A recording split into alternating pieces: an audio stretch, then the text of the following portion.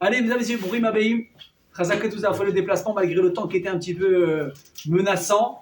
Mais Hachem, je vous souhaite que même au retour, si Dieu veut, même s'il doit pleuvoir, Hachem il attend que chacun rentre chez soi et après on lance la pluie. Hein, bon, mais en tout cas, on a besoin de ça. Sachez que moi, je ne suis pas ni chercheur, ni médecin, ni quoi que ce soit. Mais vous avez vu la grosse grippe là, qui tourne en Israël qui a été terrible. Il y a beaucoup de gens qui ont dit du fait qu'il n'y a pas eu de pluie. Donc ça n'a pas comme ça nettoyé l'air, etc. Donc il y a beaucoup plus de microbes qui se sont multipliés. C'est la raison pour laquelle il y a aussi beaucoup de gens qui sont tombés malades. Bon, la terre, elle a besoin d'eau. Bon, Hachem, donc Bezrat Hachem, on souhaite que la bracha, elle vienne, mais vraiment en tant que bracha. Et que ça puisse déranger le moins possible les gens dans leur travail, dans les cours de Torah, si Dieu veut. Donc, à votre habitude, on va dédier le shiur avant tout le monde, avant de penser à qui que ce soit. On pense à nos soldats, on pense à nos otages, Bezrat Hachem, qui restent tous sains et saufs à la maison. Et oui, de la Rabbanit Betchetrit, Madame Kamra Nathalie Kamra Batsaada, et également la maman du Rav Avner, Madame Khala Batfortuné, Shetan Tzorukhaïman Keneratson, et à tous les malades d'Israël. Amen. Alors, les amis, ce soir, thème hyper important. Je vous dis tout de suite, asseyez-vous, parce que ça va concerner tout le monde. Grand, petit, jeune, moins jeune. Personne ne va être épargné. Personne ne va être épargné. Et quand j'ai préparé le cours, je peux vous dire que j'ai eu beaucoup de mal à le préparer, à le réviser, parce que je me suis posé 1000 fois la question, mais moi, où j'en suis dans tout ça? Et ce soir, on va parler peut-être d'un épisode clé du don de la Torah. Un passage peut-être, j'ai pas envie de dire le plus important, mais peut-être vraiment un des plus importants de la Torah qui concerne le respect des parents. Le Kibboud Avaïm. Alors je peux vous dire, quand vous ouvrez les Gemarot, quand vous lisez ce qui est écrit sur l'importance du Kibboud Avaïm, ça fait peur. Vous transpirez. Parce que tu te dis, attends, le niveau, moi je pensais qu'il était là, à la base. Tu te rends compte que le niveau, il n'est pas là, il est là-haut. Et encore, il faut monter sur une échelle pour arriver là où je vais mettre la main exacte. Mais tu te rends compte que toi, c'est pas que tu étais à peu près au niveau initial, c'est que tu es très, très, très, très en bas. Tu es très, très bas par rapport à ça. Là, tu es rigoureux, cher Olam. C'est quoi cette mitzvah? C'est quoi cette mitzvah que tu nous as donnée? Vous allez voir que c'est vraiment très très difficile. Vous savez que dans la vie, elle est faite de ce qu'on appelle marachot yechassim. Ça veut dire, ce sont des liens différents qu'on entretient avec les uns et les autres, et c'est ça qui va former notre vie. Notre mari, notre femme, nos enfants, nos voisins, nos associés de travail. D'accord? Mais évidemment, avant tout, ceux qui nous ont donné la vie, nos parents. Et là, on assiste à quelque chose de très intéressant. C'est qu'on a j'ai pas envie de dire deux extrêmes, mais on a complètement des attentes différentes des deux côtés. On a les parents qui viennent à juste titre en disant « Je lui ai tout donné à mon fils. Je lui ai tout donné à ma fille. » D'accord? Et c'est pas l'âge de 25 ans parce qu'il t'a marié. Depuis que tu es né, ta mère elle t'a porté dans son ventre pendant 9 mois. Elle a eu de la patience. Ensuite, tu es né. Ensuite, elle s'est levée la nuit. Ensuite, elle est partie acheter comme ça n'importe petit bobo. Tout le monde t'a entouré. Les cadeaux, les anniversaires, amène-moi là, amène-moi là. Dès qu'il y avait quelque chose qui allait pas, le monde il s'arrêtait pour toi. C'était le centre de l'attention. Les parents, ils sont là. Parce qu'un jour, quelqu'un m'a dit une très belle phrase. Il m'a dit, tu crois que quand tu maries tes enfants, entre guillemets, tu te débarrasses d'eux. Et tu dis, ça y est, c'est lui, il a marié. Il a dit, mais c'est quoi l'histoire? Il est parti seul, il revient à 4. Il a eu bon Hachem sa femme, 2 gosses, ou inversement, à 5, 6, je me dis, ça s'arrête jamais. Donc les parents, ils sont tout le temps, vous savez, ils sont tout le temps investis. Ils sont tout le temps, même quand tu es marié. Demain, tu as besoin de déménager, tu pourras compter vraiment que sur ton père. C'est lui qui va t'aider, il va essayer de voir quelque chose qui ne va pas. Papa, j'ai un problème de plomberie. Attends, je vais essayer de voir ce que je peux. Attends, j'ai laissé un ami.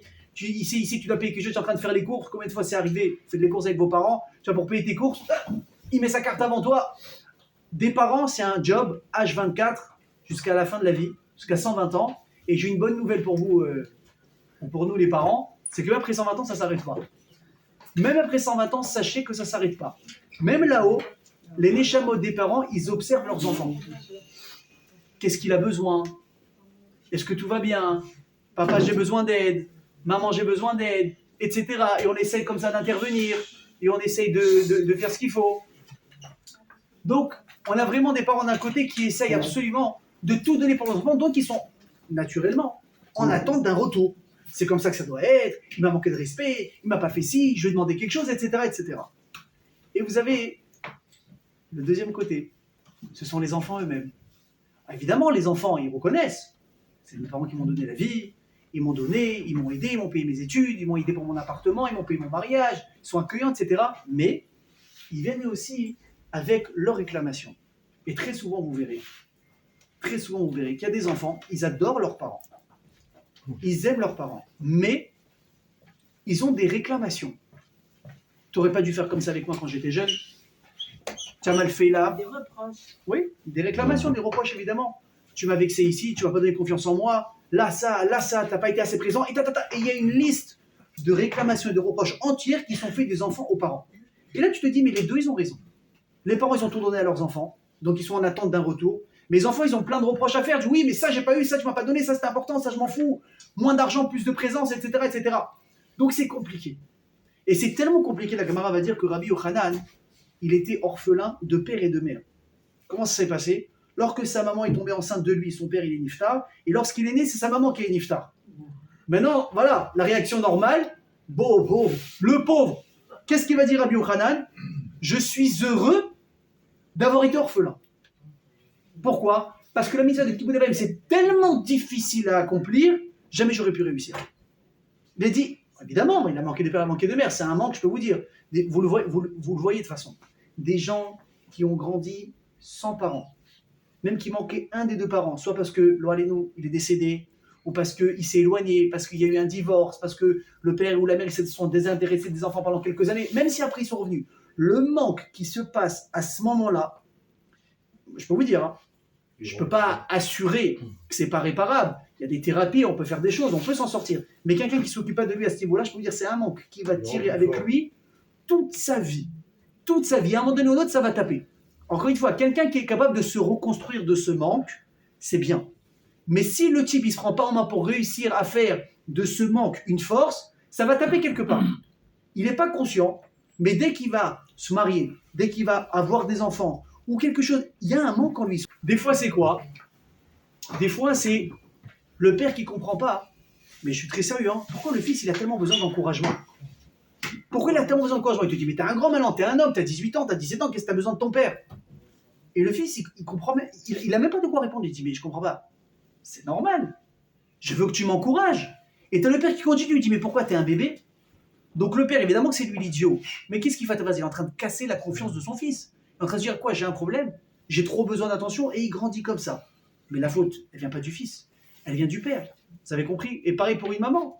Une maman qui n'a pas eu de maman, et c'est parce que c'est entouré peut-être de sa fille, l'encourager, tiens, ma fille, fais attention à ces garçons, fais attention à ça, la vie ça marche comme ça, viens, je t'apprends. Vous voyez, moi j'ai remarqué quelque chose. Les parents qui n'ont pas eu de patience avec des enfants, par exemple, vous prenez un père par exemple qui est très bricoleur, il a des notions dans tout, mécanique, électricité, plomberie, c'est incroyable. Le petit maintenant il est à côté de son père, n'est-ce pas? Un garçon il colle son père, il est intéressé, il veut voir comment ça marche. J'ai vu ça plusieurs fois, ou même une maman qui est dans la cuisine, ouais, et qui veut cuisiner machin, et une fille naturellement elle veut, maman je veux faire le gâteau avec toi, je veux mettre les œufs, je veux mettre le chocolat, je veux mettre le sucre, oui, normal. Et ben vous voyez, il y a des parents qui prennent le temps, carrément ils en font de ça un jeu, ils mettent le petit tablier à la petite comme ça, viens tu vas aider maman à préparer les gâteaux, oh, on arrive à ça c'est le gâteau de la petite, Shabbat et tout. Des fois le papa, viens attention tu mets des gants, tu risques de te céder, voir le robinet comment il faut le tourner. Pourquoi des fois ça se passe comme ça et des fois il y a le père ou la mère qui disent attends, j'ai pas le temps, sors, vous connaissez la phrase, sors de ma cuisine, j'adore cette phrase. Genre c'est un territoire occupé, c'est un territoire occupé, on a l'impression qu'on vit tous, je sais pas, dans 60, 100, 200 mètres carrés, tous ensemble, comment tu comprends que non, il y a un territoire occupé dans la maison qui s'appelle la cuisine, il y a des horaires et des jours dans la semaine où je vais pas rentrer parce que c'est un terrain qui est complètement miné. Là où tu mets le pied, ça va exploser. Et donc, t'es la petite qui rentre, toute contente, toute feu, toute flamme. Maman, je veux faire le gâteau avec toi. Et là, tu entends quoi? Sors-moi de cette cuisine. Sors-moi. Mais je comprends pas. Le petit veut aider son père à faire la... Ah, touche pas, tu vas tout abîmer. Et après, on se rend compte de quoi? Un truc tout bête. Hein. Le garçon, il grandit, il a 20 ans, 25 ans. Il arrive à la yeshiva. Il arrive en internat où il se marie. Il a besoin de mettre comment on appelle ça? Des étagères. Alors, le type, il voit l'étagère. Il voit la perceuse et il voit les équerres. Déjà, il ne connaît pas le nom exact de chaque chose. Il fait des signes. Il dit, j'ai besoin d'acheter un truc comme ça, là. Donc déjà, il faut comprendre. Le vendeur, il essaie de le comprendre. Mais quand il arrive à la maison avec tout ça, il se dit, bon, dans quelle galère je me suis mis maintenant? Il a besoin d'appeler son père, comment je pose une étagère? Et son père, la réponse du père, c'est quoi? Ne me dis pas qu'à 25 ans, à ton âge, tu n'es pas capable de mettre une étagère. Mais attends, je ne comprends pas. Pour faire quelque chose, il faut avoir vu faire. Il faut avoir appris. Il faut avoir eu l'occasion de quelqu'un, écoutez bien ce que je vous dis, quelqu'un qui te laisse te tromper pour apprendre. Moi, un jour, j'ai entendu une super phrase, et BMS, je l'ai adoptée. Un jour, j'étais invité quelque part Shabbat, et j'ai vu que le père et la mère, ils demandaient aux enfants de débarrasser. Donc, évidemment, super chinois, il n'y a aucun problème. Sauf que, je m'attendais à ce qu'ils prennent quoi? Je sais pas, peut-être s'il y avait des assiettes en plastique, ou peut-être, voilà, des trucs, on va dire, on risque pas grand-chose. Je vois les enfants, ils prennent des assiettes en verre, tu sais, avec la salade, tu vois, où il y a l'huile, Dieu bénisse, qui décore autour. Et là, je vois l'assiette passer comme ça. Maintenant, j'ai flashé sur l'assiette, je la suis. J'étais stressé. Dès que la petite elle faisait un mouvement, je l'accompagnais comme ça. Elle est arrivée, c'est moi qui transpirais. Et je vois le père, il est détente, machin. Je fais, attends, excuse-moi, tu m'expliques qu'est-ce qui s'est passé? Il me dit, de quoi tu parles? Il regarde, il me dit, de quoi tu parles? Je dis, là, le débarrassage.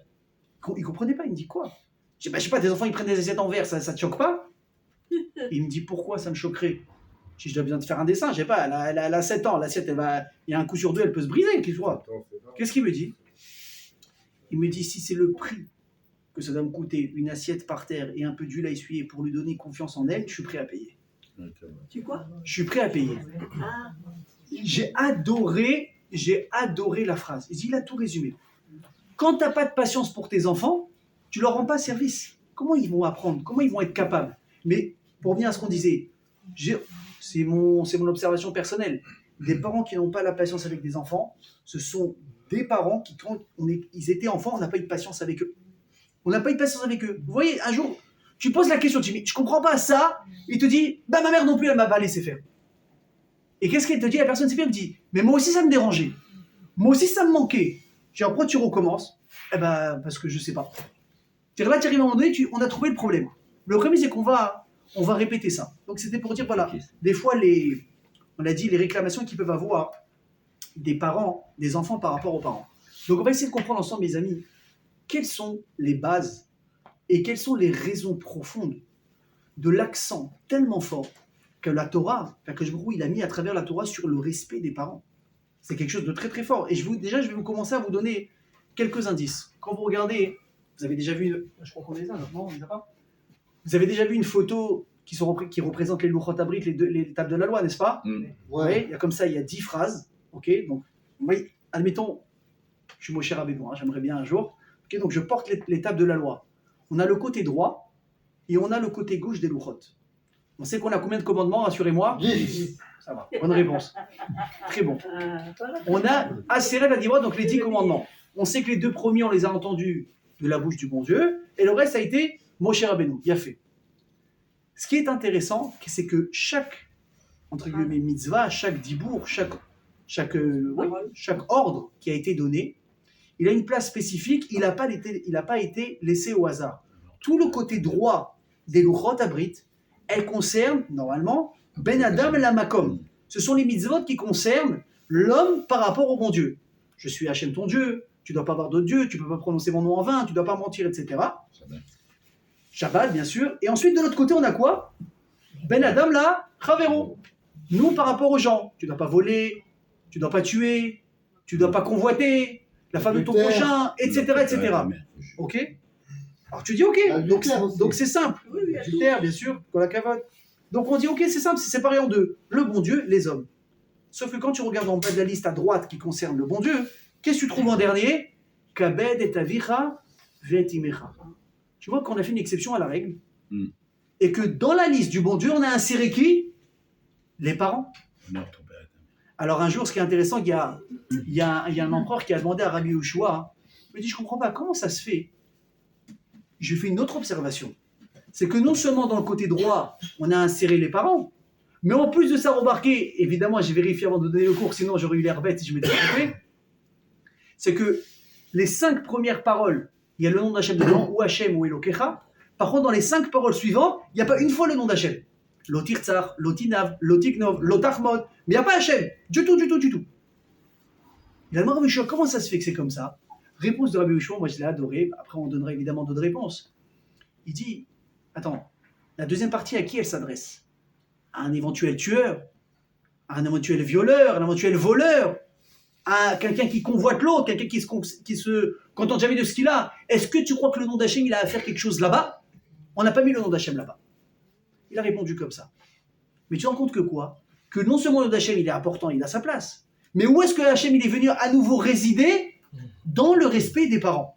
peux dire, quand j'ai commencé à préparer le cours, j'ai commencé à transpirer. J'ai dit, mais attends, ça veut dire que les parents, ils ont un niveau très très haut, beaucoup plus que ce qu'on peut croire. Regardez ce qu'il dit le Rambam, c'est incroyable le Maïmonide. Kibud avaem, vous me dites si j'ai besoin de traduire, hein, le respect des parents, mitzvah gdolahi, vechen mora avaem. Vous savez qu'il y a deux choses. Il y a le fait de respecter ses parents et il y a le fait de craindre ses parents. On a l'obligation de les respecter et de les craindre. D'ailleurs, un truc qui est intéressant, c'est quoi? C'est quand on parle de kavod, Moi, je crains mon père. on a d'abord parlé du kavod qu'on doit au père, après au kavod qu'on doit à la mère. Par contre, quand on parle de crainte, on a d'abord parlé de la crainte qu'on doit à la mère et après aux craintes qu'on doit au père. On a inversé. Évidemment, la Gemara, ça, elle ne laisse pas passer tout de suite.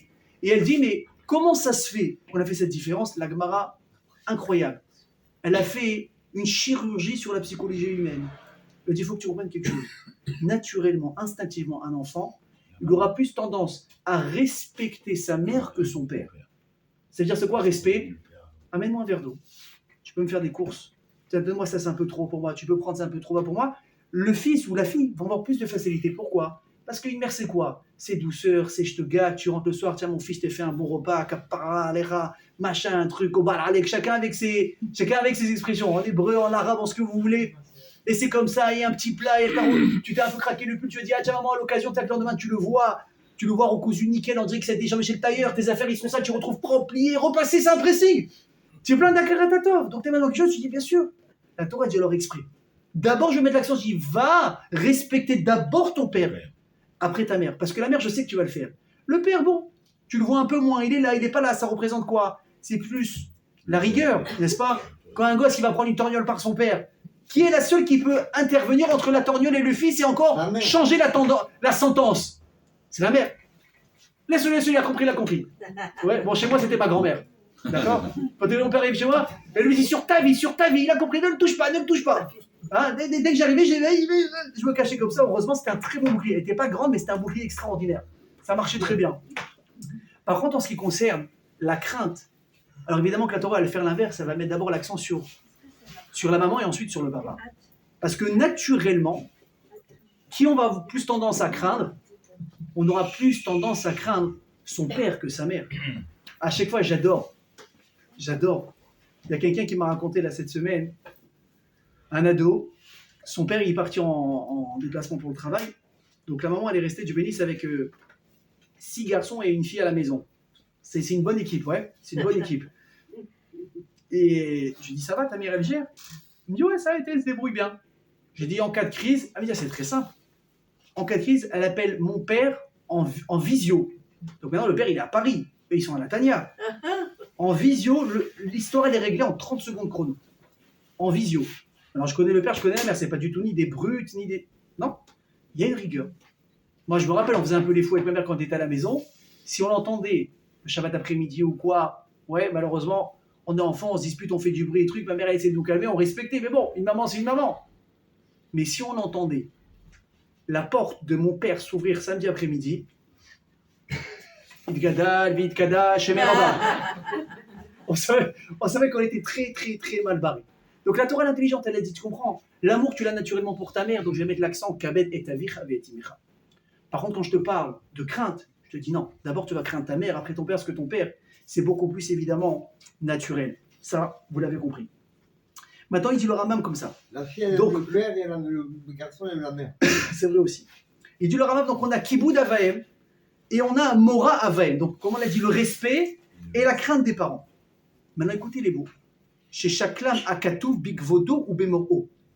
Que le Passouk, il a mis sur le même piédestal le respect et la crainte qu'on doit aux parents, de la même manière qu'on doit respecter et craindre Hachem lui-même.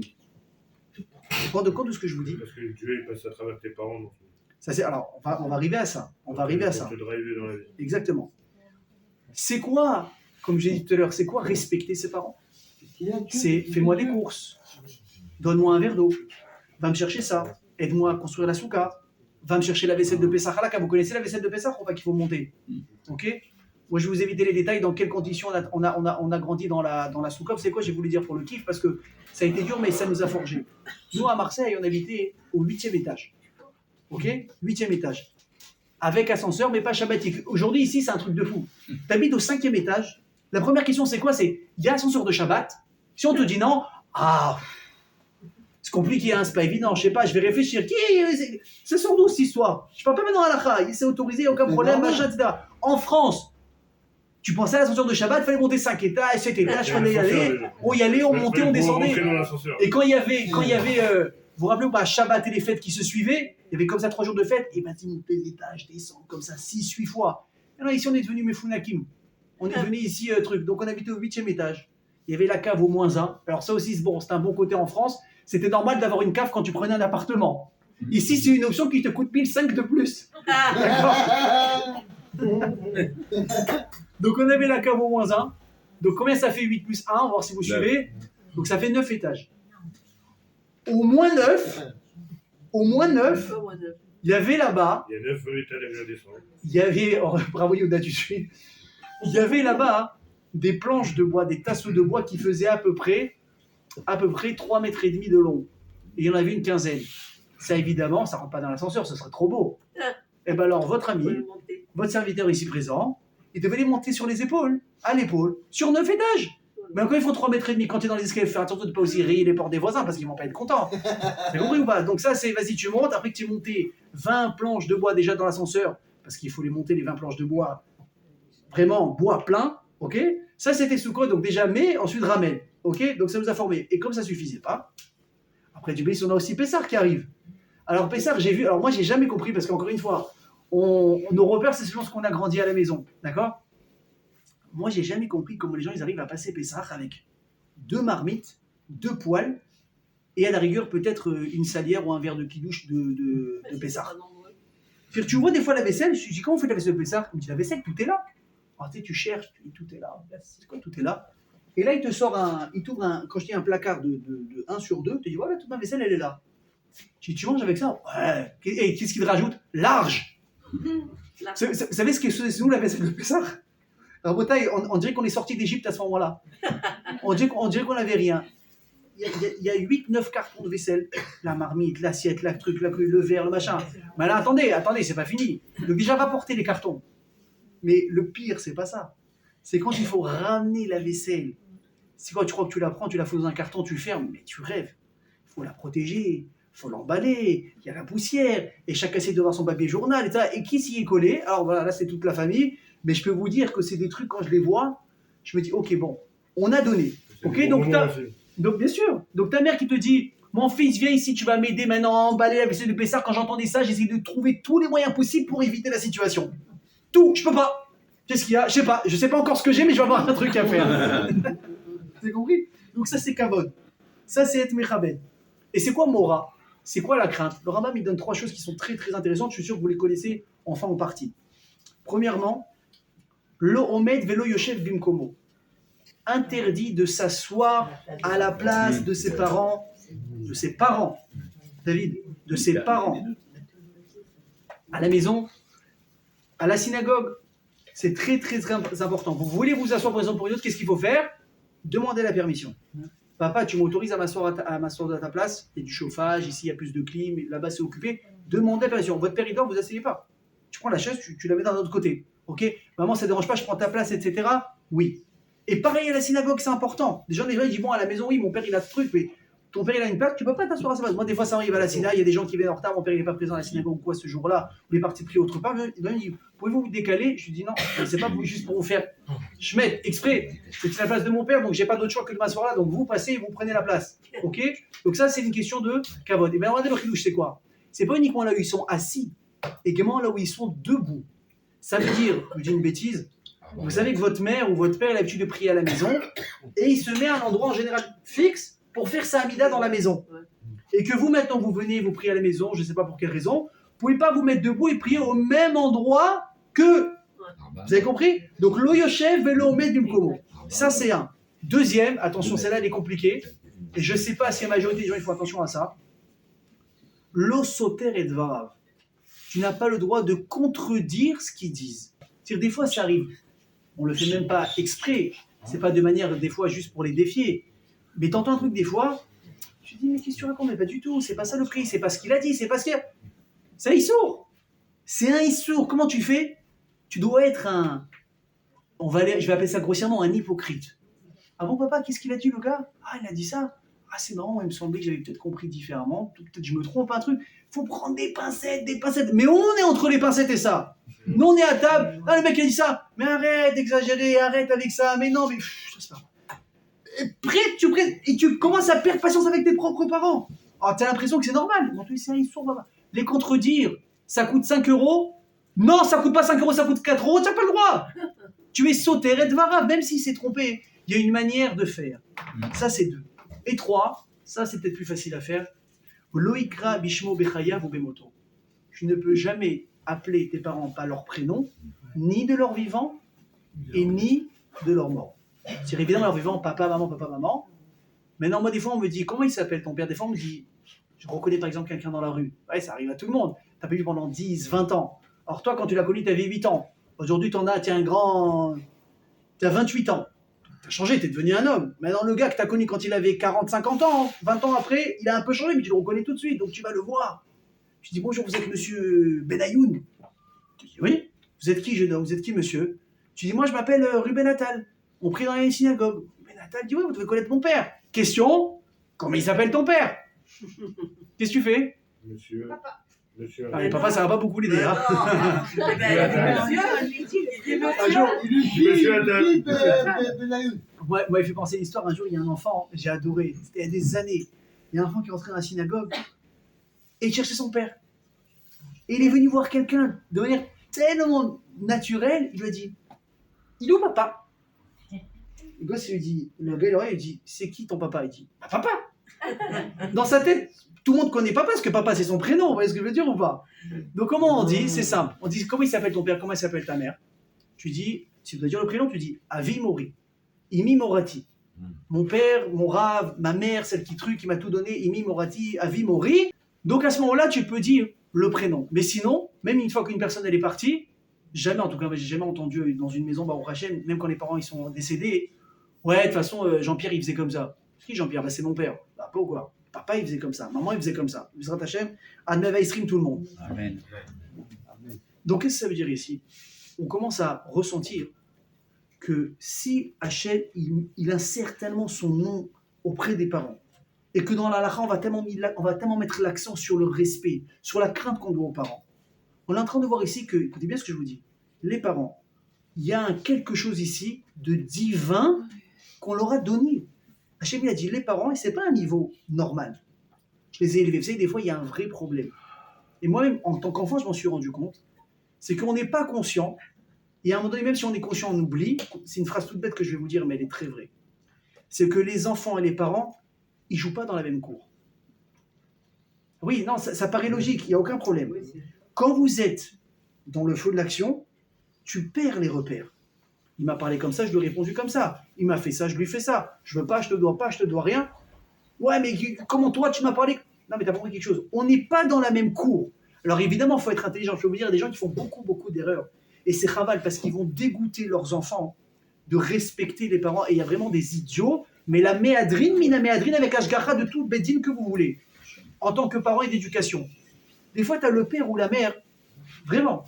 Et j'ai vu des fois des cas comme ça m'a attristé. Tu vois à la synagogue ou tu vois dehors. Tu vois que les pères et la mère, ils sont là et intentionnellement, ils écrasent leurs enfants. Entre guillemets, ils jouent de leur pouvoir de parents. Tu t'es, c'est comme ça, c'est moi le père. Pourquoi? C'est moi qui décide, tu t'es. Alors si le gosse, il comprend pas vraiment, il était dur et à un moment donné, tu dois dire stop, tu as essayé d'être gentil, tu dis écoute, c'est comme ça et pas autrement. Il n'y a pas de raison. Ok, mais c'est d'air. Des fois, il faut. Je dis pas non. Mais que ce soit le langage habituel, c'est moi le père, c'est moi qui décide. Mais ça va marcher un certain temps. Le gosse, il va dire quoi? Et alors quoi, si t'es le père, pourquoi tu dois décider? C'est pas comme ça que ça marche. Ou des fois, il y a des parents, j'espère que c'est pas votre cas, ils ont la main un peu trop légère avec les enfants. Aujourd'hui, les psychologues, de moins en moins, ils conseillent de lever la main parce que les générations ont changé, parce que si, parce que là, moi, personnellement, je pense qu'une petite léha de temps en temps sur le derrière, ça n'a jamais fait de mal à aucun enfant. Ok?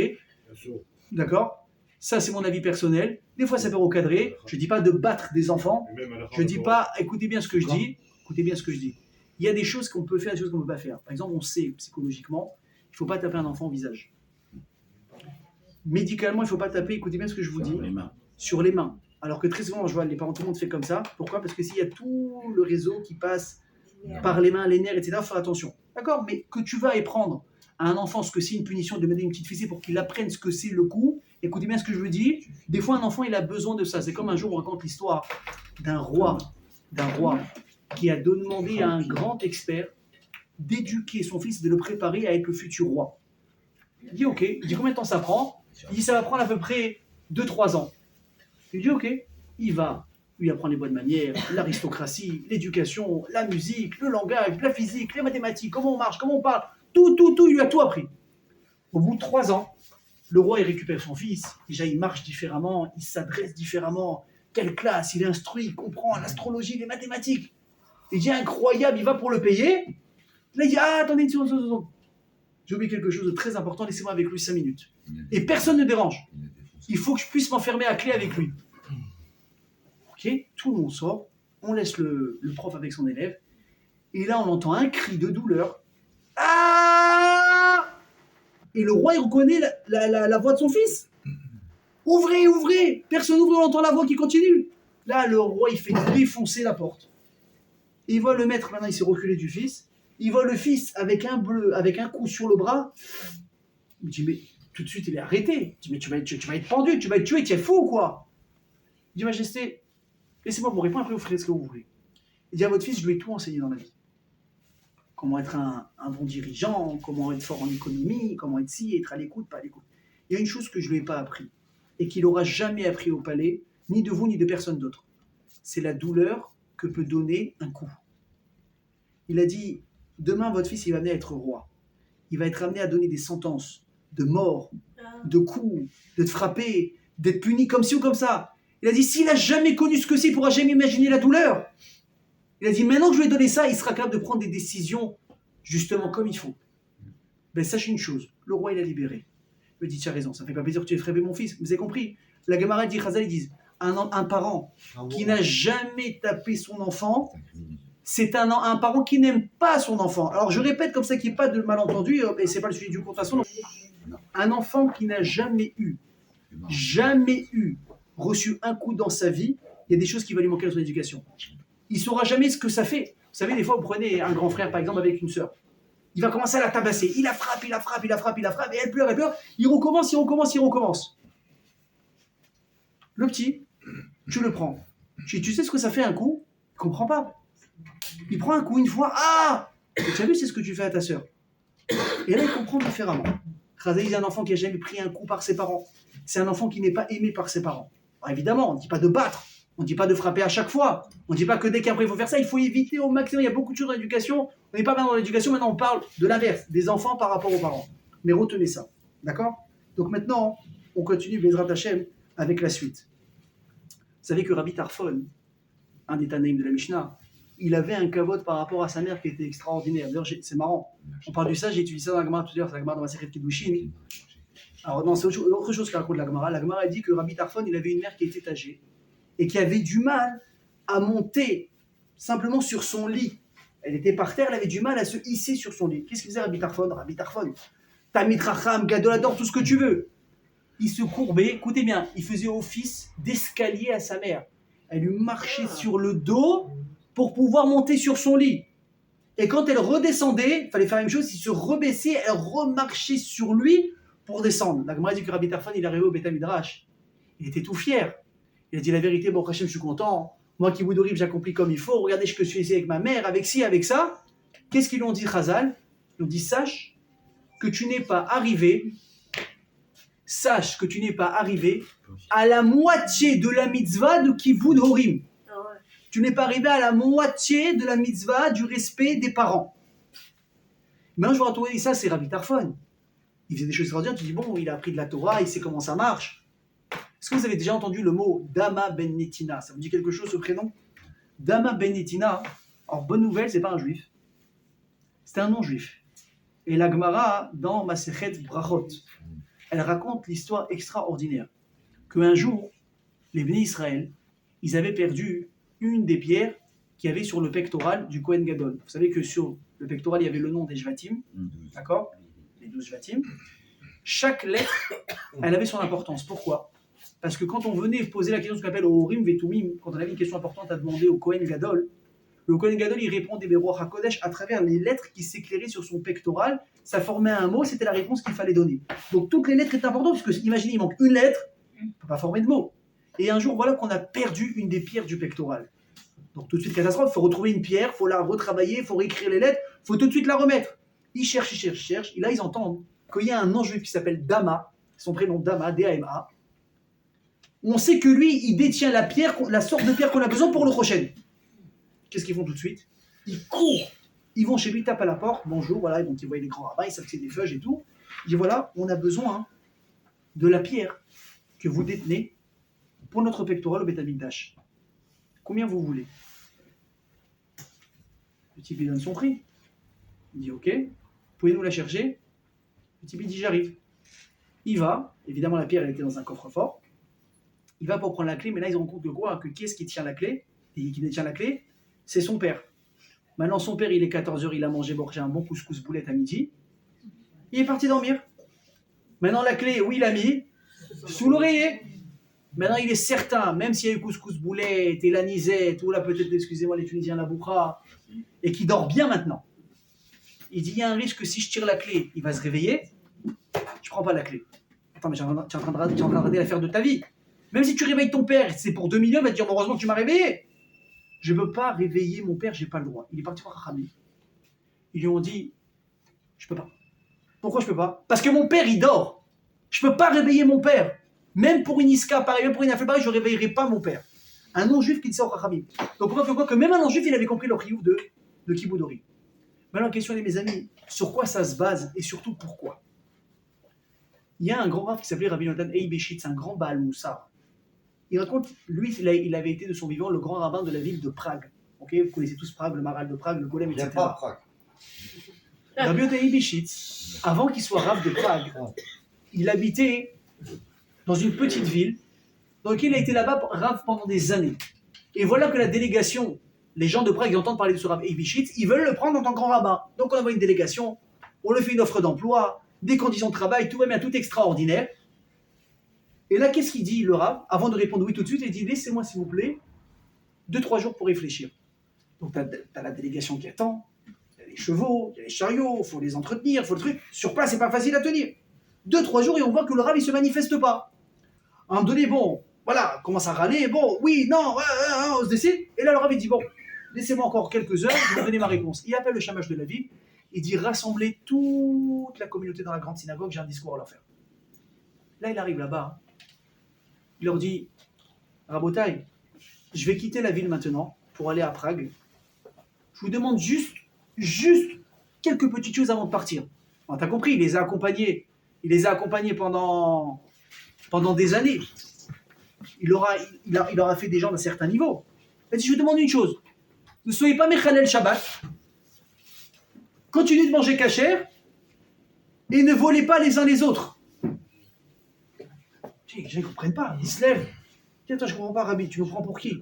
Tu nous prends pour des nouveaux là?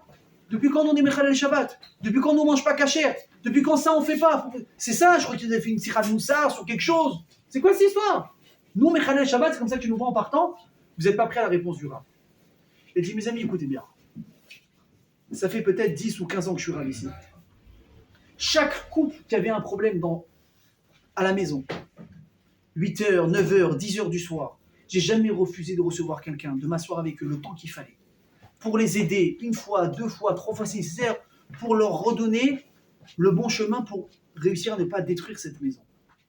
Chaque cas-là, qui n'avait pas de quoi se marier et qui venait chez moi, je ne la laissais pas partir tant que je n'étais pas sûr de pouvoir l'avoir fait peut-être assez de coups de fil, de pouvoir la aider pour être sûr de quoi? Qu'on a subventionné le mariage. Une personne qui venait chez moi, qui avait faim, il repartait jamais tant qu'il n'avait pas mangé. 10-15 ans comme ça. Autour de la montre, j'ai jamais regardé l'heure pour vous. Elle dit maintenant, on est venu, et vous le savez, me proposer un poste dans une autre ville. Je m'attendais à quoi?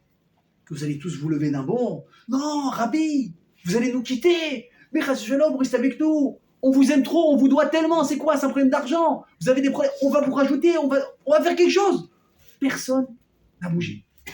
J'ai attendu 3 jours que quelqu'un se manifeste. Par Karatatov.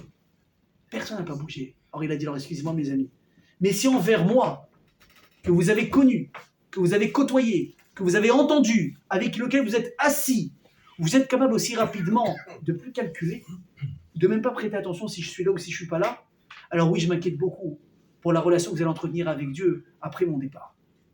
Hachem, vous ne le voyez pas. Hachem, vous ne l'entendez pas. Hachem, vous ne pouvez pas vous asseoir avec lui.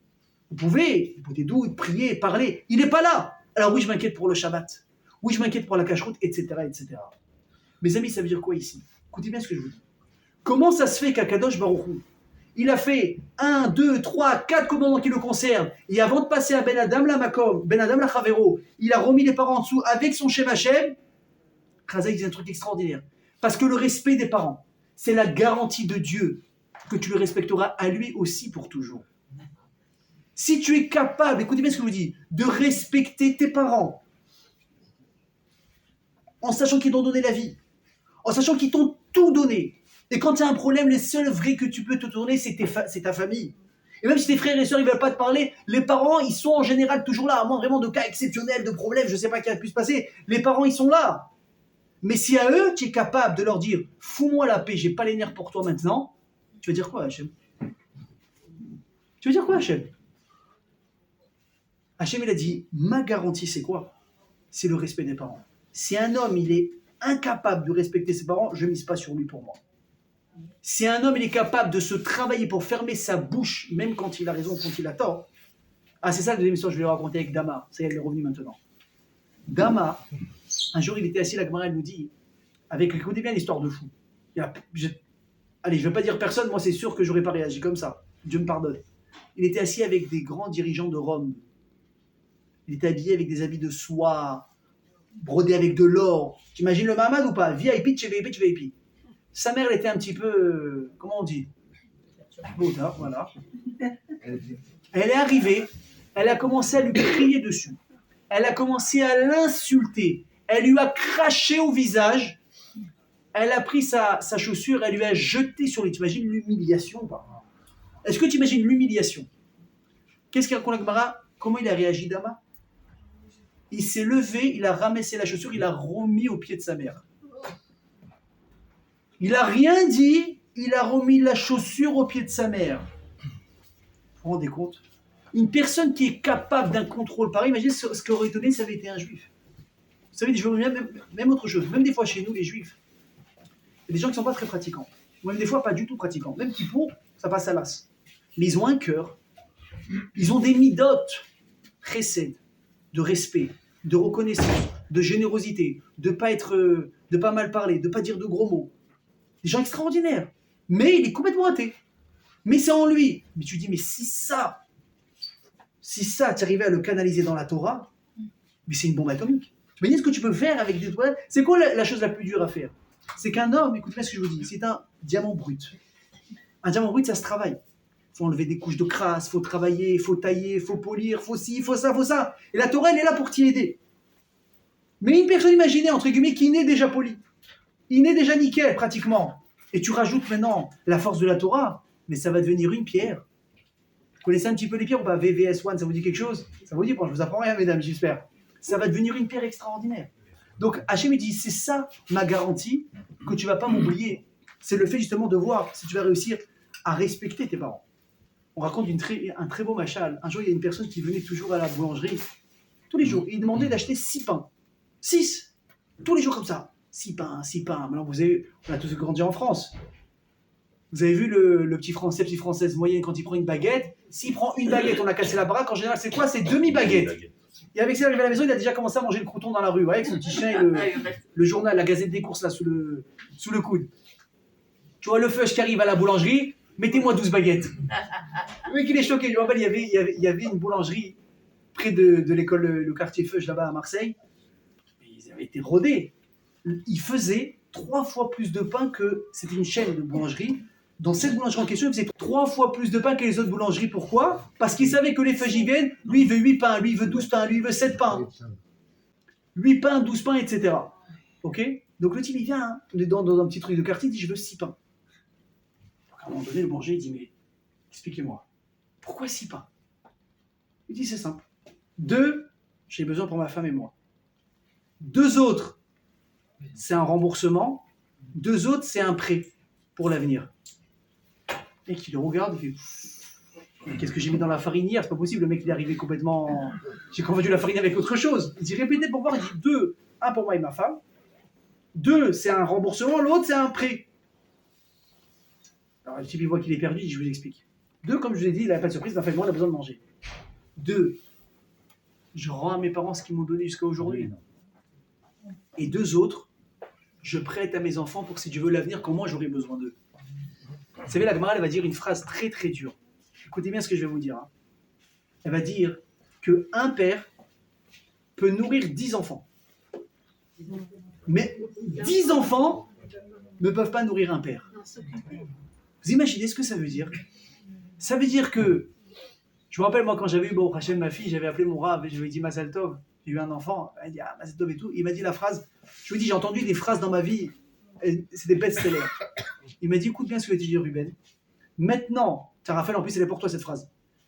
Maintenant que tu es devenu papa, tu vas devenir un bon fils. Eh, monsieur Nabi, il dit oui de la tête en plus. Maintenant que tu es devenu papa, tu vas devenir un bon fils. Pourquoi? Parce que tu comprends ce que c'est aimer au point de donner sans jamais te poser de questions. Jamais. Elle a besoin de moi, je serai là. Elle a besoin, mais je vais prendre à moi pour lui donner à lui. Je vais prendre ma chemise, moi je vais pas manger pour elle. D'accord ou pas? Moi, quelqu'un tu m'aurais dit, je suis là comme ça avec mon burger, tu le regardes, je lui dis regarde autre part, tu me déranges pour manger. Tu m'aurais dit donne-le moi, je t'aurais dit c'est mort, je te donne pas. Et là, tu as un petit enfant de 5 ans qui te regarde comme ça avec des grands yeux. Là, il a déjà mangé en plus. Bah oui. Tu te dis, c'est bon ce que tu manges. Et là, c'est comme ça. Déjà, tu as plus faim. Tu dis pourquoi? Tu veux goûter? Tu vas lui donner. Et s'il a faim de la moitié parce que tout à l'heure il n'a pas bien mangé ou je sais pas quoi, je prends tout. Mais toi, moi je me débrouille. Moi je vais prendre une galette de riz, un bout de fromage, je vais aller dormir. Parce que c'est ton enfant. Mais à ce moment-là, tu as un déclic. Tu dis, attends, mais une seconde. C'est-à-dire que pendant 30, 40, 50 ans, c'est comme ça qu'on m'a aimé. C'est comme ça qu'on m'a donné. Autant.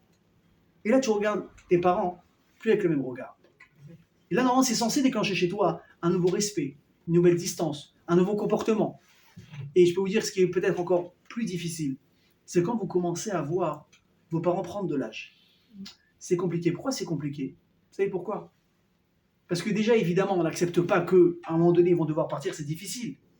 Mais autrement, moi, un jour, j'ai réfléchi à ça, je dis pourquoi un enfant, il peut avoir du mal à voir ses parents vieillir? Et je suis arrivé à une réponse.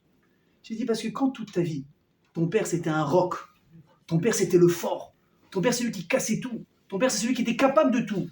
Dès que tu avais un problème, c'est chez lui que tu t'adressais. Il te réglait les problèmes. Ces problèmes-là, il savait les régler. Rien n'était impossible. Ta mère était capable de recevoir 10, 15 personnes, Shabbat, les fêtes, vas-y, tac, tac, le repas, on enchaîne, on sort. Et tout va bien. Et d'un coup, tu commences à voir que les personnes les plus fortes de ta vie, elles sont plus capables, et ben tu n'acceptes pas. Tu as du mal. Ça te fait mal de voir qu'on commence maintenant à prendre une pente. Mais c'est faux. Parce que c'est ça la vie. La vie, c'est... C'est un rond. Entre guillemets, j'ai envie de dire, c'est un cercle qui va toujours se répéter. J'ai vu une photo récemment, je dis des fois je prépare des cours, Hachem m'envoie des signes. Quelqu'un qui m'envoie une photo par WhatsApp comme ça, et tu vois, c'est un je vous dis une phrase bête, 1970, tu vois une dame habillée, très jeune, très classe, avec un bébé dans la poussette et qui le promène. Tu vois 2025, ou 2030, l'homme année, tu vois une vieille dame sur un fauteuil roulant, qui ne bouge pas comme ça, et un homme grand qui pousse la chaise roulante. Tu vois que les années sont passées et on a simplement inversé. Avant, c'est toi qu'on poussait dans une poussette, maintenant c'est toi qui allais pousser dans une poussette. Mais la différence, elle est quoi? C'est que eux, quand ils l'ont fait avec plaisir. Eux, quand ils l'ont fait, ils ne sont pas posés de questions. La Gemara dit dans la Masechet Kiddushin, mes amis, écoutez bien, que si un enfant, il va donner à manger à ses parents la plus belle qualité de viande qui soit, ça coûte cher. Il y a un morceau de viande qui coûte très cher. Comment ça s'appelle déjà? Le bœuf de Kobe. Ça coûte une fortune. Le type, il va, il achète des trucs. C'est une grande mitzvah. Il va même leur cuisiner. Il arrive, il le donne à son père. Ça peut devenir un verra. Comment? Parce qu'il montre à son père, ça me saoule de faire ça. Tiens, mange, me saoule pas, mange vite et va dormir parce que j'ai pas le temps pour toi. La mitzvah, tu vas le transformer en verra. Magi alecha onesh, elle dit l'agmara. Tu vas avoir une punition pour ça. Mais il y a la viande de Kobe, donne une boîte de thon. Fais-le avec le sourire. Par contre, la Gemara, j'ai dit, c'est fou. La Gemara, elle va dire, et il y a même des fois un enfant qui va prendre son père et qui va le faire travailler au moulin pour moudre son propre blé. Magial Sachar, il a droit à un mérite pour ça. Pourquoi? Parce qu'il l'a fait avec intelligence. Il a fait comprendre à son père que c'était important pour lui de rester actif. Les amis, la pire des choses qui peut arriver, excusez-moi de la nouvelle, hein, c'est de prendre sa retraite et de commencer à rester devant un écran toute sa vie. Sur le gars, il a pris la retraite. C'est quoi la retraite maintenant en France? 62 ans? C'est combien? 64? Je sais plus. Hein? Non, 76, non. 76, c'est exactement pas encore. Hein? 64 ans la retraite? J'ai entendu, ça y est. 64 ans, tu prends la retraite. Alors, il y a des gens qui sont intelligents, qu'est-ce qu'ils font? Ils profitent de leur temps pour faire des choses qu'ils n'ont jamais eu le temps de faire. Alors, il y en a qui choisissent que c'est quoi? C'est, je vais dormir. Maintenant, je vais me lever à midi, je vais dormir à 20h. Bon, à un moment donné, il y a un souci de... En général, le corps, il réagit mal à ça. Il va y avoir un souci de mécanique à un moment donné. Le corps, il n'aime pas ça. Ok, mais il va être intelligent. Il va dire, toute ma vie, j'ai voulu peindre. J'ai voulu faire de la maçonnerie, n'importe quoi. J'ai voulu voyager. Il profite, c'est super. Le rêve, c'est quoi? C'est le corps, quand il reste inactif, il perd de l'énergie. Vous savez que la meilleure manière de rester en forme, c'est d'être constamment en activité. Parce que quand tu crées de l'énergie, ça te régénère à toi. C'est vrai, moi, je vois des fois, j'ai des journées plus calmes, je suis fatigué. Plus rapidement. Et quand je bouge du matin au soir, c'est l'énergie. Bon, évidemment, on le fait tranquillement, après on fait le burn-out. Vous avez compris l'idée. Donc le gosse, il a compris, il est venu voir son père, il l'a convaincu. Il lui a fait comprendre, papa, c'est bon pour toi de continuer, vas-y, je t'aide, on va faire, et tu parles avec lui, tu le réconfortes. Il travaille maintenant, le père. C'est une mitzvah. Vous vous rendez compte? Ça, c'est la première des choses. Donc on a dit, c'est surtout une question de reconnaissance envers les parents qui mettent tellement les parents à ce niveau-là. Mais il y a un deuxième élément très important. Très, très important. Je vous ai déjà raconté l'histoire avec Eliyahu Hanavi, mais là, je vais m'attarder sur un point différent. Vous connaissez l'histoire avec Eliyahu Hanavi? Un jour, il est parti, il a croisé le roi Ahav et sa femme, des Réchaïm qui ont fait fauter l'âme Israël. Et il se moque de lui. Il dit, c'est marrant. Yehoshua, l'élève de Moshe Rabbeinu, il a eu plus de force dans sa parole que le bon Dieu lui-même. J'ai dit, qu'est-ce que tu racontes, toi? Il dit, oui. Qu'est-ce qu'il raconte l'histoire dans le Navi? Yehoshua, quand il a conquis Eretz Israël, par quelle ville il a commencé? Jéricho. Il a détruit la ville, il a dit, attention, j'interdis à quiconque de reconstruire cette ville. Et celui qui la reconstruira, à la première pierre qu'il posera, il enterrera son aîné, et quand il inaugurera la ville, il enterrera son dernier enfant. Et là, il y a un idiot qui a voulu défier Yehoshua, il l'a fait, il a enterré tous ses enfants. Parce qu'il a voulu reconstruire Jéricho. Par contre, Hachem, qu'est-ce qu'il a dit? Il a dit, attention, si vous ne faites pas Torah et Mitzvot, vous vous détournez de moi. Je vais couper les robinets de la pluie. Et Achav, qu'est-ce qu'il dit? Il dit, mais tu te rends compte, moi, j'ai fait fauter tout le Ham Israël par la Vodazara. Et pourtant, regarde, il y a de la pluie. On mange, on est bien. Donc Yehoshua, il est plus fort que Dieu. Maintenant, au fond, Achav, il n'en a rien à faire de qui est plus fort. Il voulait juste énerver Eliyahu Hanavi. Eliyahu Hanavi, il s'est mis en colère. Il dit, comme ça, tu parles d'Hachem. Moi, je vais défendre le kavod d'Hachem. À partir de maintenant, il n'y aura plus une goutte de pluie qui va descendre tant que moi, je n'aurai pas décidé qu'il va descendre, que ça va tomber. Tac, on a coupé les robinets. Par contre, elle dit, la Gemara, c'est incroyable. Eliyahu Hanavi, c'est un petit malin. Il sait qu'Akadosh Baruch Hu, il a de la pitié pour le Ham Israël. Il a dit, Hachem, il va craquer. Hachem, il va craquer. Il va passer au-dessus de moi, il va craquer. Ils vont prier, ils vont dire, Hachem, c'est dur, il va faire descendre la pluie. Qu'est-ce qu'il a fait? Il est parti voir le bon Dieu, il a dit, Akadosh Baruch Hu. La Gemara dit qu'Akadosh Baruch Hu, il détient 3 clés. La clé de la pluie, la clé de Triatamitim de la résurrection et la clé de donner des enfants à une personne. Il a dit, Hachem, tu as 3 clés. Je veux que tu me donnes la clé de la pluie, c'est moi qui la garde et tu la touches pas. Tant que moi, j'ai pas décidé que la pluie elle descend, je la garde. Il lui dit, ok. Il lui donne la clé. Donc imaginez la scène, si on devait en faire un film, ça devait être une folie. Il lui donne la clé, il la met dans sa poche, et mon avis, il s'en va. Et Hachem, entre guillemets, il est bloqué. Il n'a pas la clé pour débloquer les robinets. Plus de 3 ans se passent. Les gens sont en train de mourir de faim. Les Onavi disent, ils n'ont pas fait tchouva, il n'y a pas. Maintenant, Eliyahu Hanavi lui-même, il était en train de se faire nourrir par une dame. Et cette dame, elle avait un enfant. Maintenant, écoutez bien. L'enfant, il meurt. Donc la femme, elle court chez Eliyahu Hanavi. Elle lui dit, mais qu'est-ce que j'ai fait? Moi, j'ai hébergé un tzaddik, je lui ai donné à manger. C'est ça mon mazal, maintenant que mon fils il doit mourir. Qu'est-ce qu'elle lui dit? Débrouille-toi, fais-le revivre. Il dit la vérité, Karatatov, je vais le faire. Le problème, c'est quoi? La clé de la Triatamitim, qu'est-ce qu'il a de la résurrection? C'est Hachem. Troisième nuit, on retoque à la porte. Hachem, s'il te plaît, j'ai besoin d'une autre clé. Je dois ressusciter quelqu'un. Qu'est-ce que lui dit Hachem? Il lui dit, regarde mon pote, il y a un problème. Sur 3 clés, un être humain, il ne peut pas en avoir plus qu'une. Toi, tu as la pluie. Rends-moi la pluie, je te donne celle de Triatamétim. Et Hachem, il a fait exprès pour récupérer la clé. Le Navi, il n'a pas le choix. Il dit, ok. Il a rendu la clé de la pluie. Hachem, il a donné celle de Triatamétim. Il a fait en sorte de ressusciter l'enfant. Et Hachem, qu'est-ce qu'il a fait? Il a dit, Aliaou, viens, on va faire un truc simple. Les blessés, ils ont besoin de pluie. Tu leur fais des reproches, tu vas leur montrer qu'ils font des bêtises, la Vodazara, etc. Ils ont fait redescendre la pluie. Le Navi dit, ok. Finalement, les Israéliens font échouer. Et le Navi dit, Hachem, maintenant tu fais redescendre. Tac! Hachem, il a refait redescendre la pluie. Alors, regardez un truc qui est intéressant. Comment on dit une clé en hébreu? Bravo l'Ulpan. Franchement, bravo l'Ulpan. Vous savez, c'est les Rachetevot de quoi, Mafter? C'est l'acronyme de quoi? Même, c'est Mata, c'est la pluie. P, c'est Parnassa. Taf, c'est Triatamétim. Et Ret, c'est Chaya, c'est la naissance des enfants. Oh la vache. Ça, c'est les clés qu'Akadosh Baruch Hu, il a. Maintenant, quel est le dénominateur commun de tous ces points-là qu'on a énumérés dans la clé? Il y a 3 clés. Écoutez bien, c'est quoi? Oui, mais la pluie, c'est la Parnassa, c'est la même chose. C'est que tous ces points-là, ils représentent quoi? Le surnaturel. Personne n'est capable de faire descendre de la pluie sur demande. Voilà, là maintenant, on n'a pas eu de pluie jusqu'à maintenant, on a espéré la pluie, voilà, la pluie, c'est que Hachem qui décide.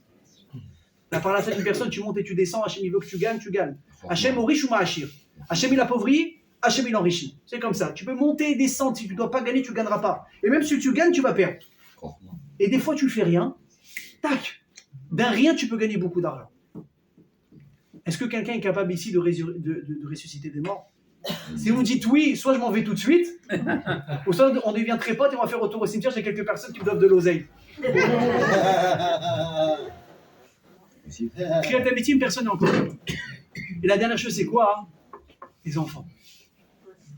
Hachem, il dit oui, enfant. Hachem, il dit non. C'est d'ailleurs un jour, c'est une des phrases peut-être que j'avais retenues quand on m'a appris ce que c'était le mariage.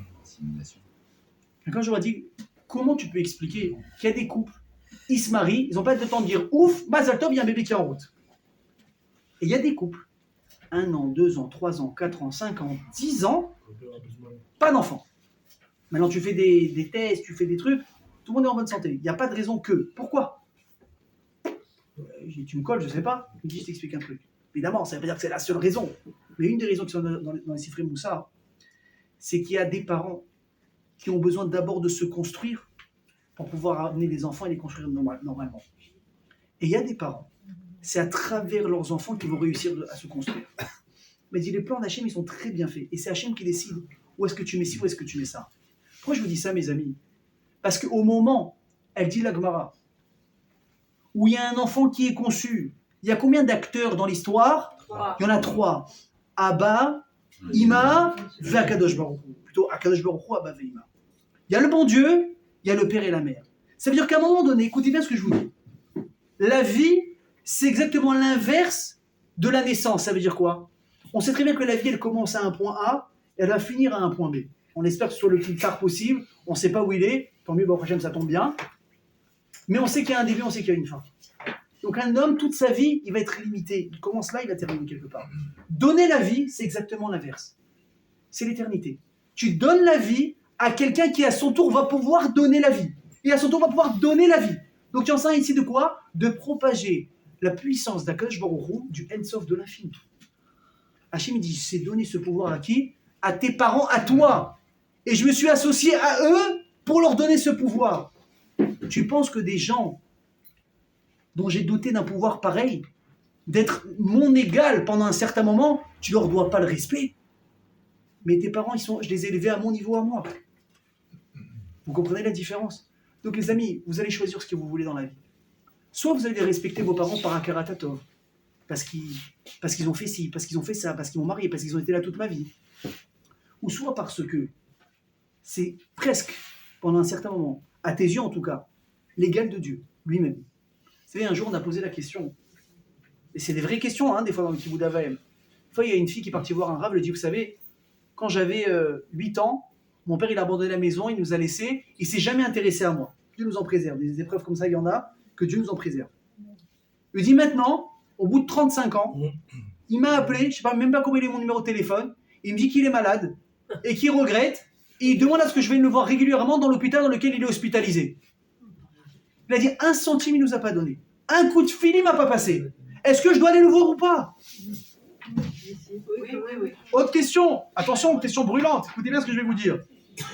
Rav. On est mariés, on a des enfants, etc.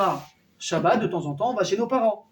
Le problème, c'est qu'à chaque fois qu'on va chez mes parents, ma mère, elle n'arrête pas de me descendre en flèche dans tout ce que je fais devant mes enfants. J'y vais ou j'y vais pas? La réponse, ça dépend. Vous dites quoi, mes amis? Par respect. Ah, écoutez bien. Moi, ça, Je tu suis donnes pas- un bon exemple. Hein? À travers le fait que tu donnes un bon exemple à tes Je vais te enfants. dire, évidemment, maintenant, on ne parle pas ici de halakha. Chaque cas, c'est au cas par cas. Il faut s'asseoir, il faut poser des questions, il faut entendre les détails. Les réponses se trouvent dans les détails. Rappelez-vous de ce que je vous dis. Des fois, tu oublies un détail, ça change toute la photo.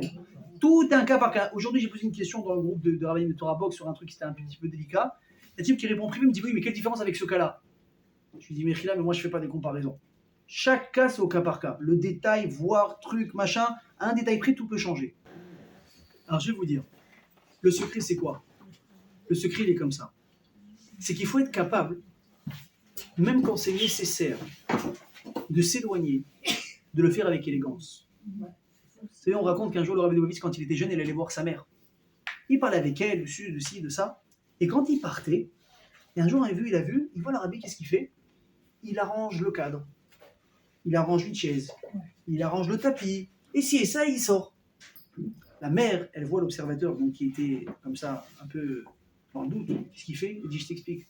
Mon fils, il croit que j'ai pas compris, mais j'ai compris.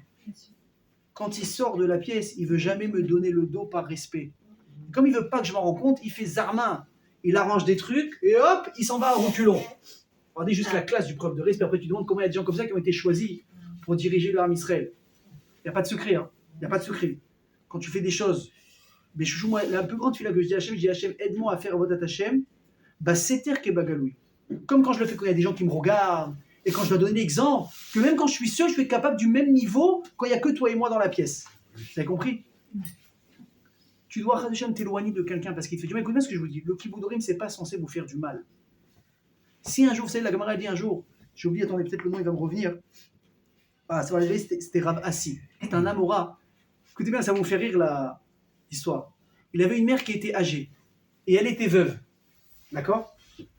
Elle lui a dit, elle n'avait pas beaucoup d'argent, elle lui a dit, mon fils, je veux que tu m'achètes des bijoux. Ah, lui, il galère. T'as compris? Il est là, il étudie, c'est un petit métier à droite à gauche. Il se débrouille, il lui achète des bijoux. C'est horrible. Elle lui dit, je veux que tu me trouves un mari. Bon, pourquoi pas? La pauvre, elle est seule et tout. Il essaie de trouver quelqu'un. Il a amené quelqu'un à peu près de son âge. Elle dit, ah, t'as pas compris? Moi, je veux un jeune homme beau gosse. Il a pris ses affaires, il a changé de ville. Pourquoi? Il y a des choses que tu peux pas gérer, tu peux pas contrôler. Alors encore une fois, le cas de cette fille qui va chez ses parents, elle se fait descendre en flèche, c'est pas comme ça que ça doit être. Maintenant tu vas reprocher à tes parents, tu es comme ça, tu es comme ça, tu es comme ça, on peut l'expliquer. Il faut essayer d'abord le dialogue. Ça marche pas, il faut prendre un petit peu de distance, mais attention de le faire avec élégance. Maman, on peut pas venir, c'est un peu compliqué, etc. Et à un moment donné, sachez une chose, les gens les plus butés, à un moment donné, il va y avoir un petit déclic. Mais comment c'est qu'elle vient moins qu'avant? Pourquoi elle vient pas comme avant? Et quand la personne elle est prête à parler, tu parles. T'as compris? Et maintenant, pour revenir à ce qu'on disait, l'autre qui disait, mon père il veut que je vienne le voir après 35 ans, il a disparu de ma vie. Je vais vous dire quelque chose. Choisis la raison pour laquelle tu veux le faire. Soit parce que t'as tort. Oui, mais j'en ai pas, il m'a rien donné. On pourra toujours dire qu'il t'a donné la vie, mais ça suffira pas pour convaincre une personne. Soit tu pourras dire, écoute-moi mon ami, même s'il t'a rien donné, ou pratiquement rien donné, et tu n'as rien su apprécier de son vivant parce que Bémet il t'a abandonné. Garde une chose en tête, mais c'est pas facile, je vous dis tout de suite. Garde une chose en tête, c'est que Akadosh Baruch Hu lui a donné le titre par rapport à toi de son égal. Donc rien que pour ça, tu dois des fois faire des choses, même si ça ne te plaît pas. Vous comprenez? Ça, mes amis, c'est les deux raisons, en tout cas qu'on aura énumérées ce soir. Pourquoi est-ce qu'on doit autant de respect aux parents? Soit par Akaratatov, et je pense que dans la majorité des cas, c'est le cas. Bezrat Hashem, on aura toujours l'occasion de devoir énormément à nos parents. Et même si ça ne suffisait pas, rappelez-vous d'une chose, c'est que si Hashem a essayé de faire nos parents par rapport à nous-mêmes son égal, c'est qu'on comprend ou qu'on ne comprend pas, qu'on le peut ou pas, c'est nous, on leur devra toujours une reconnaissance éternelle. Amen, Kenny Ratzon, Chazak Ubaron. עם ישראל חי, אם לא נשכח תמיד להיות